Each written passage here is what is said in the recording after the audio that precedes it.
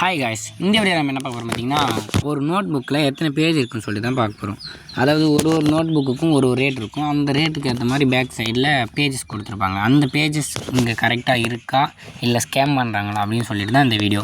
So பார்த்திங்கன்னா, நானும் புதுசாக ஒரு நோட் புக் போய்ட்டு வாங்கிட்டு வந்தேன். அந்த நோட் புக்கோட ப்ரைஸ் பார்த்திங்கன்னா 35 ருபீஸு.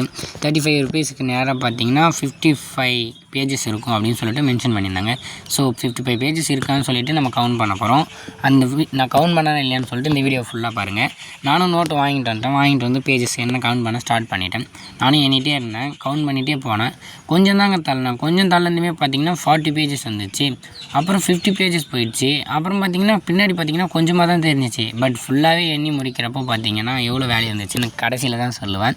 ஸோ இந்த வீடியோ பிடிச்சிருந்தால் லைக் பண்ணுங்கள், பிடிக்கலாம் ஸ்கிப் பண்ணுங்கள். மறக்காமல் நம்ம சேனலை சப்ஸ்கிரைப் பண்ணிவிட்டு நெக்ஸ்ட் டாஸ்க் என்ன பண்ணலாம்னு சொல்லிட்டு கமெண்ட்டில் சொல்லுங்கள். இந்த நோட் புக்கில் மொத்தமாக 56 பேஜ் இருந்துச்சுங்க.